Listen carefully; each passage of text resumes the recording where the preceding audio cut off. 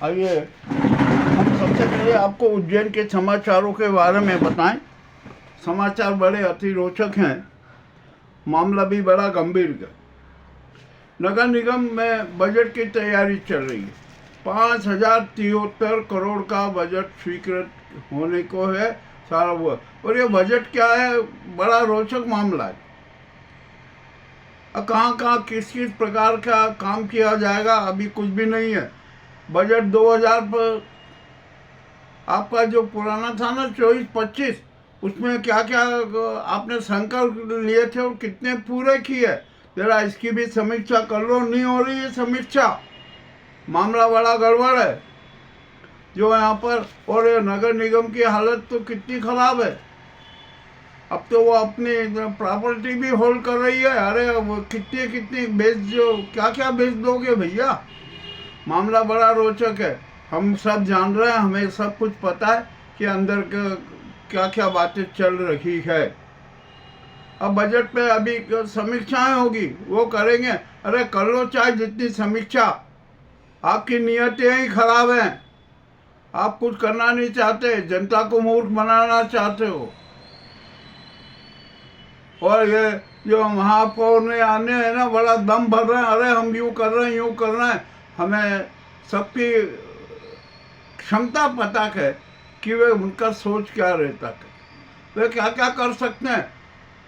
मामला बड़ा विस्तृत हो गया। ठीक है, जो होना है वो हो जाएगा, देखेंगे हम यहाँ पर। अब फिर यहाँ आया, अरे नए नए मार्ग और चौड़ीकरण होंगे। महाकाल चौराहे से कमरी गेट तक का मार्ग चौड़ा करेंगे। अरे कब तक करोगे भैया ये चौड़ीकरण नहीं करते रहोगे कि कुछ सुव्यवस्था सुप्रबंधन भी करोगे? कुछ भी नहीं हो रहा है। गंभीर डैम में से कितना पानी खत्म हो गया, जरा पता लगा? कुछ भी नहीं लगाया। गंभीर डैम का दूसरा चरण पूरा करने पर आज तो कोई बात ही नहीं हो रही है। और वहाँ पर योजना बना रहे हो कि अरे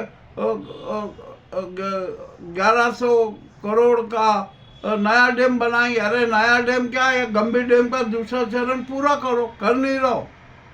और यहाँ प्रशासन गोचर भूमियों को भी मुक्त नहीं कराने पाया, न उनका अभी तक भौतिक सत्यापन हुआ। सिंह शेख में 2500 बीघा जमीन किन्ने हड़प ली, इसका भी अभी तक पता नहीं चल पाया। और सिंह शेख में कितने अवैध निर्माण हो गए हैं, कितने क्या क्या हो गए, कुछ भी नहीं है। सिंह भूमि में 475 करोड़ अवैध निर्माण हैं। 475 अवैध निर्माण हैं जो करोड़ों के हैं। मामला तो बड़ा विचित्र है। अब क्या होगा क्या नहीं होगा, यहाँ पर कुछ सब जनता को मूर्ख बनाया जा रहा है। चले आप जो भी कर लीजिए। अब यहाँ पर आता है एक बहुत रोचक मामला। उत्तम स्वामी के उज्जैन में कनेक्शन क्या थे, उनकी कौन सी संस्था है, जो हमने कल खुलासा कर दिया कि भक्त मंडल। अरे भक्त मंडल में कितने सदस्य हैं और कितने लोग हैं, कितने सफल हैं, कितने व्यवसायी हैं, कितने ठेकेदार हैं, कितने क्या क्या हैं। और उत्तम स्वामी जब उज्जैन में आते हैं ना, तो उनकी व्यवस्थाएं कौन करता है, ये भी बड़े एक विचित्र बात है। मामला बहुत बड़ा गंभीर हो गया कर। और हमें तो अजीबो किस्म के रहस्य भी प्राप्त हो रहा है। देखते हैं, ठीक है, करेंगे, कोई दिक्कत नहीं है। और इसी भक्त मंडल की जो उत्तम स्वामी गैंग का एक कोई जैन करके है ना, उसका भी चरित्र क्या, उसका रिकॉर्ड क्या है, ये भी मामला बड़ा रोचक हो गया। क्यों वो उत्तम स्वामी कांड का जो तथ्यों को छिपाने के लिए, बंद करने के लिए भोपाल गया था। हमारे यूट्यूब पत्रकार जैन साहब से वो जाके मिला भी, शायद इसकी गैंग के और 2-3 सदस्य भी और होंगे। वो नहीं गए, वो जैन से मिले और कहा कि अरे अब ये बंद कर दीजिए, क्या होगा क्या नहीं होगा। किंतु अभी जैन ने तो स्पष्ट नकारा कर दिया कि मैं सामाजिक न्याय के लिए संघर्ष करता हूँ और करता था और करता रहूँगा। अब यहाँ पर मार्ग का चौड़ीकरण हो रहा है। अब आ जाइए यहाँ पर, यहाँ सती गेट है, ये पुरातत्व विभाग की धरोहर के और पुरातत्व केंद्र है। तो यहाँ पर क्या इसको तोड़ा जाएगा? तोड़ा तो जा नहीं सकता। चलिए अब ठीक है। तो अब यहाँ पर क्या किया जाए? चौड़ीकरण का फिर मतलब ही क्या रहेगा यदि आपने यहाँ पर कुछ उपाय नहीं किए तो? उसका सच्चा उपाय है कि सती गेट के यहाँ पर आप सर्किल बना दीजिए, सती गेट सेंटर में आ जाएगा, उधर से भी रोड खुला हो जाएगा, इधर से भी रोड खुला हो जाएगा। ये पेशवाई मार्ग भी है, सवारी मार्ग भी है, शहर का प्रमुख मार्ग भी है। तो आप सर्किल बनाने में क्यों हिचक रहे? बनाइए सर्किल की योजना। अभी आप डीपीआर बनाइए, आज ही डीपीआर बनाइए कि सती गेट सेंटर में होगा और यहाँ पर एक सर्किल बनेगा। आपका कोई एक भाजपा नेता के विरोध के कारण आप ये जनता के साथ धोखाधड़ी हो रही है। अरे क्या मामला हो रहा है यहाँ पर? ईमानदारी से तो काम करो ना भैया, क्यों नहीं कर रहे हो? आपको क्या दर्द हो रहा है? और वो कौन से ऐसे नेता हैं, भाजपा नेता, जो अपनी संपत्ति बचाने के लिए इस प्रकार का विरोध कर रहे हैं, नाटक कर रहे हैं? अब ठीक है, आपने अभी नोटिस भी बांट दिए गए, सराफे तक नोटिस बांट दें, उसके आगे भी बटेंगे। और यहाँ पर एक मैं विचित्र बात बता दूं, कल नोटिस देने वाले अफसरों के उससे ग्रुप से मेरी चर्चा हुई। मैंने कहा कि भैया ये आज चौड़ीकरण तो करो का, तो ये जो गैलरी बनी हुई है इनका क्या होगा? वैसे नियम तो ये है कि 42 फीट तक तो कोई गैलरी बन नहीं सकती। वो बोले कि नहीं अब ये कानून खत्म हो गया। तो मैंने कहा अब नया कानून क्यों आ गया? उन्होंने कहा कि अब यहाँ पर मेन मार्ग के उस पर जो निर्माण में गैलरी का कॉलम ही खत्म हो गया, गैलरी नहीं रहेगी। अब तो और बड़ा विचित्र बात हो गई। अच्छा है ना कि बिल्कुल फ्लैट गैलरी नहीं बनेगी, नहीं बनेगी, 42 फीट के ऊपर तक कोई गैलरी नहीं बनेगी। चलिए अब ये भी बड़ी विचित्र बात हो गई। अब मामला तो क्या क्या हो रहा है, कितने कितने क्या क्या करोगे, कुछ समझ में ही नहीं आ रहा। अभी ढाबा रोड की व्यवस्था तो सुधार दो भैया, वहाँ भी थोड़ी व्यवस्थित कर दो, मगर अभी कुछ भी नहीं हो रहा है। क्या किया जाए, कैसे किया जाए? और यहाँ पर शहर में तो लूट मार चल रही है, खूब लूट मार चल रही है, इतनी लूट मार चल रही है कि हद से ज़्यादा। सब लूट कर रहे हैं, सबका भगवान है ना धन हो गया। क्या किया जाए? फल फ्रूट वाले लूट रहे हैं, व्यापारी लूट रहे हैं, जिधर देखो उधर लूट मची हुई है और बड़ी लूट मची हुई है। अब यहाँ पर आइए, एक बहुत बड़ी आपको मज़ेदार बात बताऊँ। सुबह सुबह लोग पोहा, कचौड़ी, समोसा, चटनी के साथ खूब खाते, परंतु उनको ये पता है क्या कि जो पोहे का पीला रंग दिखता है वो हल्दी का रंग नहीं होता है, वो तो केमिकल रंग उसमें मिला के उनको पीला कर दिया जाता है।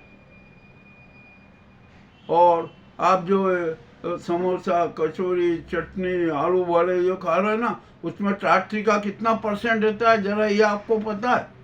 तो आप रोजाना कितनी टाटरी खा रहे हैं? आपकी नसें गल जाएगी, सब पूरी खत्म हो जाएगी और आप बीमार पड़ते रहोगे।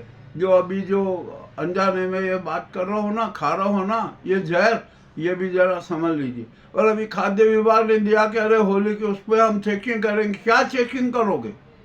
लोग पोहे के सैंपल, लोग कचौड़ी समोसे के सैंपल और उनकी चटनी के सैंपल देखो, उसमें कितनी टाटरी मिली हुई रहती है। अरे आप कोई कुछ नहीं, खाली बयानबाजी कर दो, बस काम हो गया। अब तो मामला बड़ा विचित्र हो गया। अब क्या किया जाए, क्या नहीं किया जाए? और हमारे देश की जनता तो बड़ी विचित्र स्थिति में, उसको तो कुछ समझ में नहीं आ रहा कि क्या करना है क्या नहीं करना। वो तो बड़ी मस्ती में मस्त है, ठीक है। और एक बात और आपको बता दूं, जिस जगह की, जिस स्थान की, जिस प्रदेश की, जिस देश की नेताशाही मक्कार हो जाती है, धोखेबाज हो जाती है, बयानबाज हो जाती है, जिस देश की पत्रकारिता बिकाऊ हो जाती है, पत्रकार और समाज पालिका अपनी आत्मा तक बेच देती है, यहाँ की धन पालिका अपने अय्याशी के लिए घिनौने चरित्र अपना लेती है, छाती ठगी में व्यस्त हो जाती है, अपने आपराधिक चेहरे छिपाने के लिए नए नए प्रकार के नाटक करती है।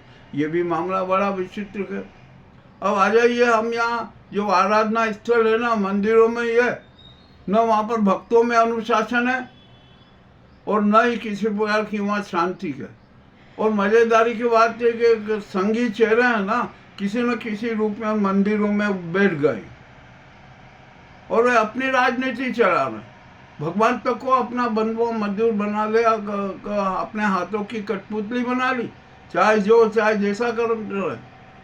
तो यह मंदिरों में जो दो टांगों वाले वाइपर, 10 टांगों वाले कालिया नाग जो बैठे हैं ना, ये अपना जहर फैला रहे हैं। अब तो मंदिरों की भी जांच होना चाहिए। यहाँ पर उज्जैन में जितने भी साधु संत हैं, सबकी जांच होना चाहिए। उनके क्या क्या कारनामे गए, उनकी कौन कौन सी गैंग है, ये भी होना चाहिए। अब मगर अब खुफिया तंत्र क्या करे, कितनों की जांच करेगा। और फिर यहाँ पर धर्म के नाम पर तो क्या क्या नाटक हो जाते हैं, किसी को से छिपा ही नहीं है। महाकाल मंदिर की सुरक्षा की जो एजेंसी है ना, उसके पास में लाइसेंस ही नहीं है। अरे क्या क्या पोल हो रही है भैया। महाकाल महाराज, आपसे हाथ जोड़ के निवेदन है कि आप तो यहाँ के राजा हो और आपने इतनी पोल बना दिए, इतनी पोल बना दिए, इतनी पोल बना दिए, सब पोल में ही पोल हैं। आखिरकार क्या करेंगे। मगर एक बात और बता दूं, जब शहर की क्षेत्र की जनता है ना, मौन हो जाती है, निद्रा में हो जाती है, वो भी अनजान बन जाती है, वो भी झूठ के नाम पर तालियां पीटने लगती है, और भी न जाने क्या क्या होता है। जनता भी है ना यथास्थितिवादी हो जाती है, तो पतन शुरू हो जाता है। बहुत